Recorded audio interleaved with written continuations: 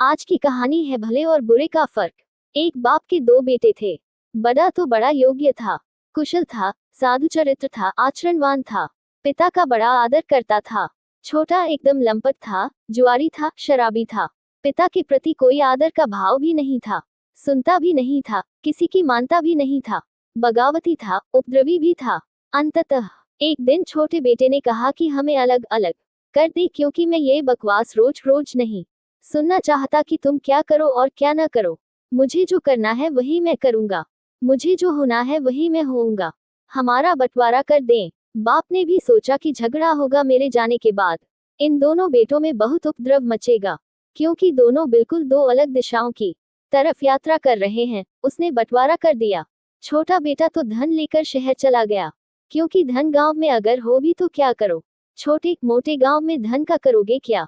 गांव का धनी और गांव के गरीब में कोई बहुत फर्क नहीं होता, हो ही नहीं सकता, क्योंकि वहां उपाय नहीं है। धन का फर्क तो शहर में होता है, वहां उपाय है। जैसे ही उसे धन हाथ लगा, वह तो शहर की तरफ चला गया। 10 साल फिर लौटा ही नहीं।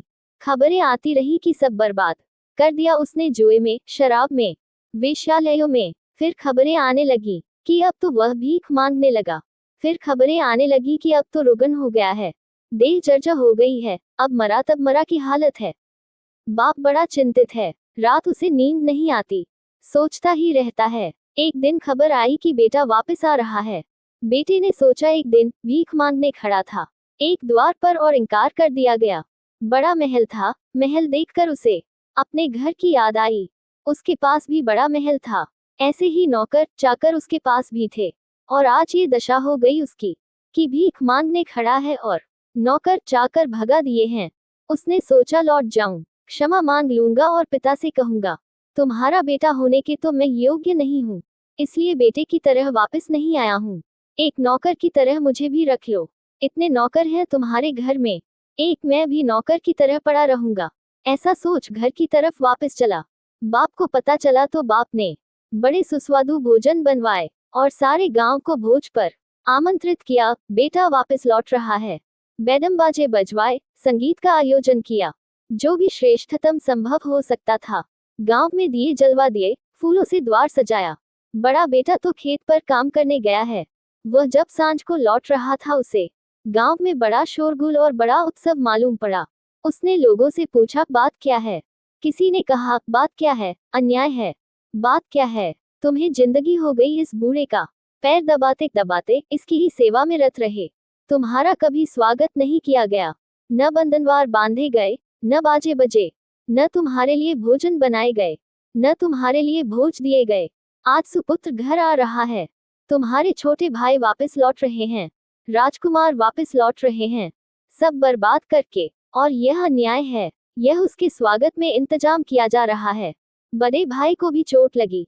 बात सीधी साफ थी, गणित की थी कि यह अन्याय है। गुस्से में आया घर, बाप से जाकर कहा कि मैं कभी आपसे मुंह उठाकर नहीं बोला, लेकिन आज सीमा के बाहर बात हो गई, आज मुझे कहना ही होगा, आज मेरी शिकायत सुननी ही होगी।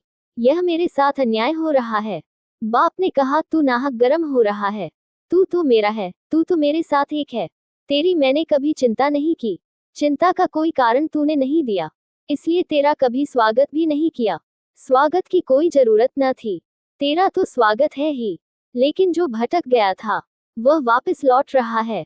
तू अन्याय मत समझ, जो भटक गया था उसका वापस लौटना स्वागत के योग्य है।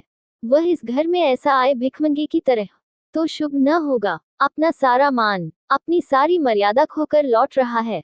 उसे मान वापस देना है, मर्यादा वापस देनी है, उसका सम्मान उसे वापस देना है, उसका आत्मगौरव उसे वापस देना है, अन्यथा वह इस घर में गौरवहीन होकर आएगा, सब बर्बाद करके आ रहा है।